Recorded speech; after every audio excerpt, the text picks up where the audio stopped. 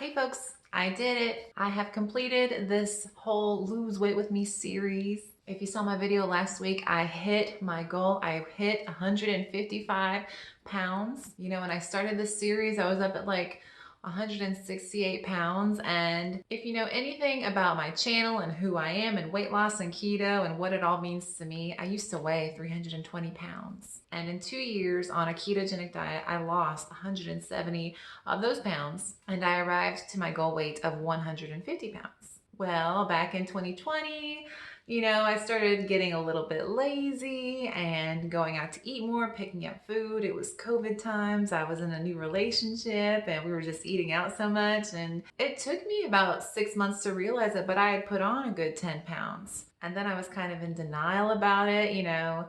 I was also working out, so I thought some of it was muscle. But last summer, in the summer of 2021, I was wearing this skirt and I got into the car and the little hook on the skirt above the zipper popped. And I said, oh man, this is the sign. This is, the truth. This is reality. I've gained weight. I've gotten fatter, and I was daily weighing in at about 165. So I was 15 pounds heavier and I was not facing reality. And I told myself it was water weight, it was muscle that I was gaining, but it was mostly fat. So in the fall, on September 19th, I uploaded my very first Lose Weight With Me keto video. And I've been uploading a video just about every single week since then. So this has been a very long series. It's been since September. So I've been working on this series for about 6 months and I just hit my goal of 155 last week. And actually guys, I'm gonna be honest, after I posted last week's video, I hit 153. That is my sweet spot and I'm so proud and I feel so good. Oh man, summer's coming and I'm gonna look so wonderful in all my clothes that I've been buying since I lost weight.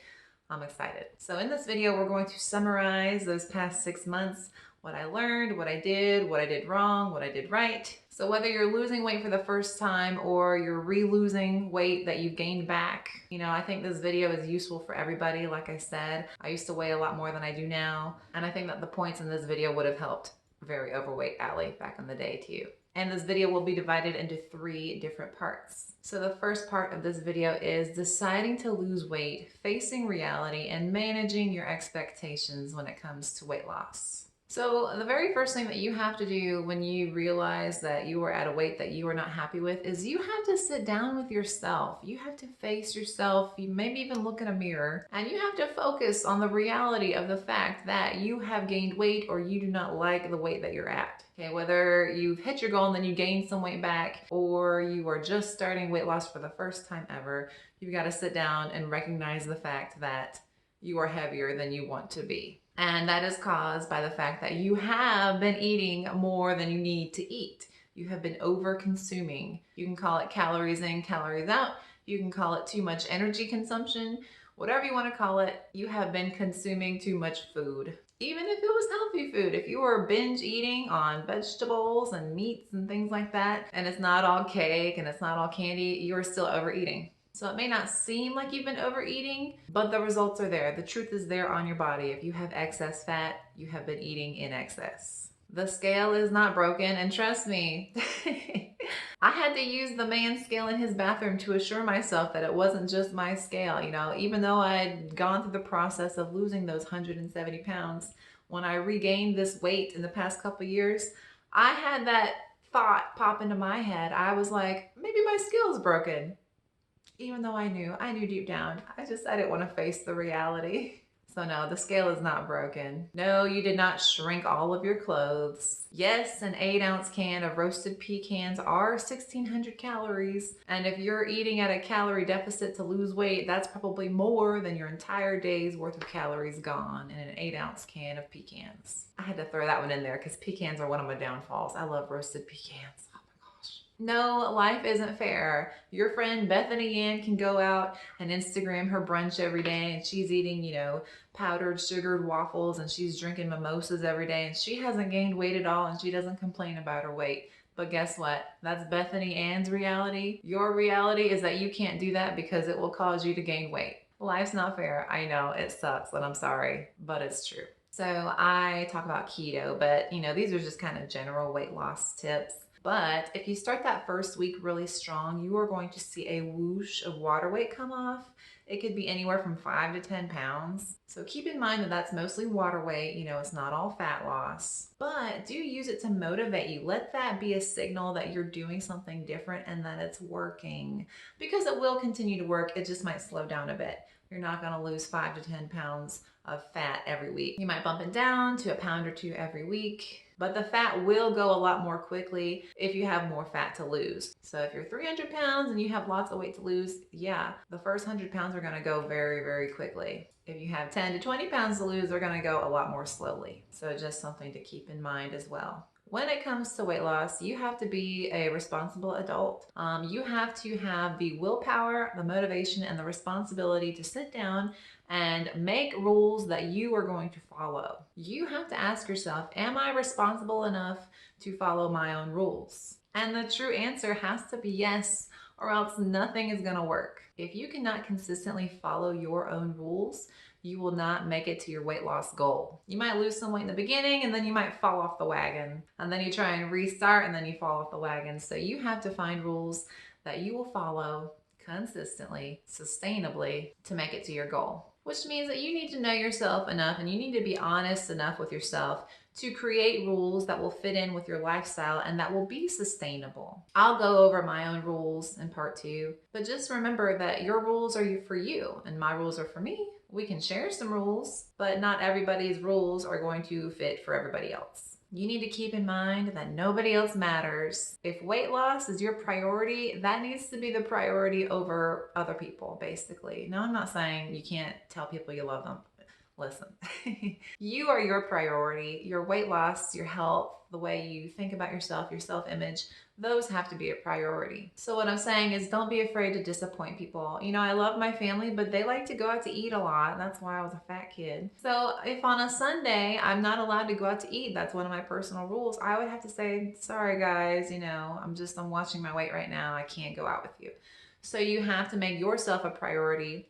You can't let what other people think about you get in the way. You can't be afraid of disappointing people. We are social beings. We love being social, most of us.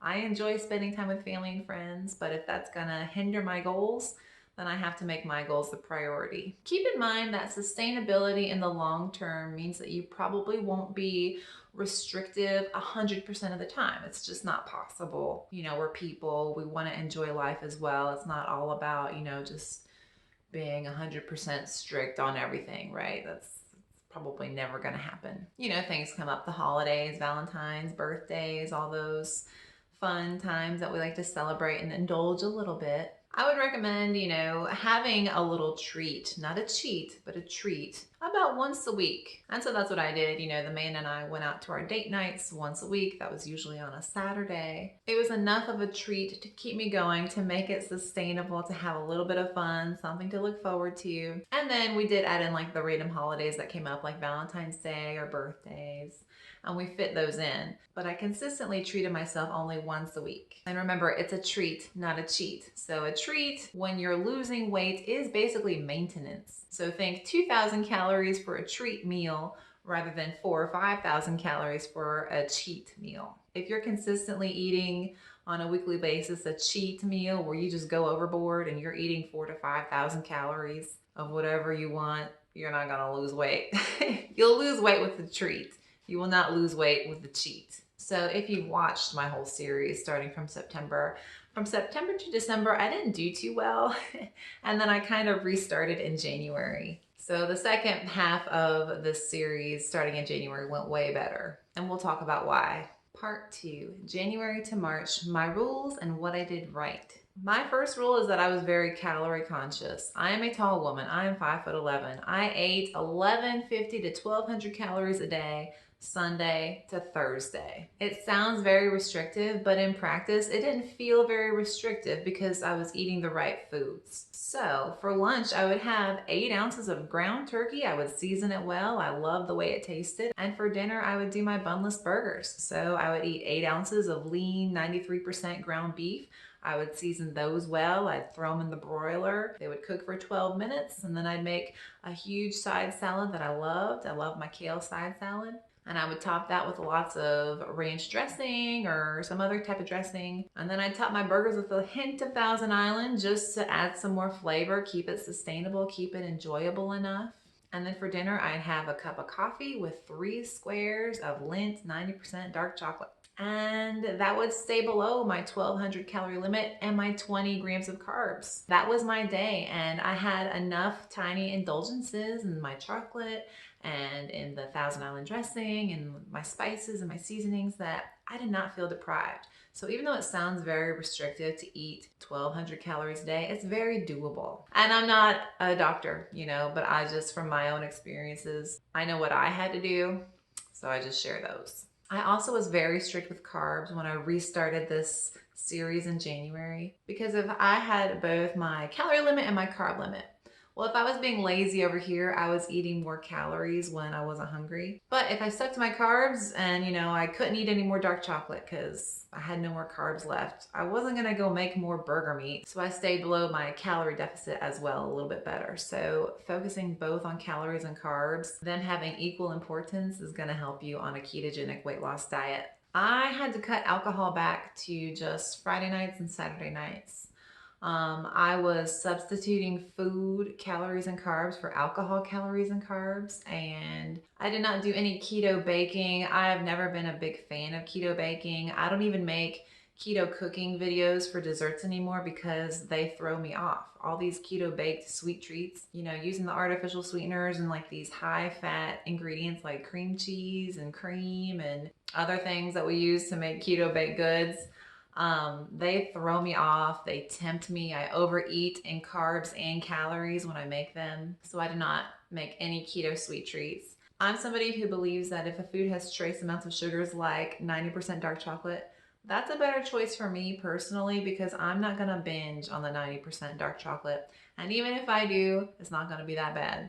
Even if I eat an entire bar rather than my 2 to 3 squares, that's not as bad as eating an entire keto-friendly cheesecake. That's why Thousand Island dressing doesn't throw me off too much because I incorporate those 4 carbs into my day. It's enough of a treat that it makes, the food more fun and more enjoyable, but it's not gonna throw me out of ketosis because I'm fitting them into my day and into my carb limit. I'm somebody who sticks to a very strict routine most days. I think there might be something functionally with my brain. I love my routines. So Sunday to Thursday, I did my turkey for lunch, my bunless burger dinner, and that worked great, very restrictive. Friday, I would have the same thing. I would just add in a glass of wine and maybe some appetizers, some olives, some cheese, a little bit of, fun snacks just to chill out on a Friday. And then Saturday was date night. So I would still cook at home for lunch. I would have my turkey for lunch, and then dinner was date night with the man. We'd go try out new restaurants. I would still eat keto friendly, but that was my treat for the week. And then Sunday we got groceries and then I would cook at home again. So I really only ate out once when I was really strict about losing weight. So I think it really helps to have a routine. Nothing unexpected is gonna pop up. You're not gonna have excuses to get off the plan kind of thing. So I think having routines really do help. Part 3, September to December, what I did wrong. I did not sit down with myself and face reality. Around October, I got really swept up in the holidays and I was allowing those celebrations to be stretched out for like a week at a time. So starting with Halloween, which was when I wanted to hit my goal, I got close. I got right below 160, I believe. I hit 159 around Halloween. And then Thanksgiving came along, and then Christmas time came along. And so it was just like 2 months of just celebrating with food. So it was hard, and I did not really lose any weight. And in fact, I gained lots of water weight. So in January, I restarted with my rules. So from September to December, I was just eating too much. We were going out still on Thursdays for drinks, and then we go out to eat on Friday night, and then Saturday was date night, and then we would usually pick up food on Sunday after we got groceries, which doesn't make sense. So I just was over consuming. I was having way too many treats, and it was causing me to stall and maybe even gain weight. It's really hard to log your food when you go out to eat because you don't know all the ingredients or the amounts of what you're eating. So it's very difficult to make sure that you're eating at a calorie deficit or even maintenance. I was not counting carbs as much as I should have been, so I was being kind of lenient with the carb count. When I lost my weight the first time, I was max 20 grams of net carbs per day. You couldn't have gotten me to go to 21 grams of carbs, right? I was very strict when I went from 320 to 150. Well, when I was trying to lose this weight, in maintenance, I was a little bit more loose with those numbers. I'd go up to 30 some days.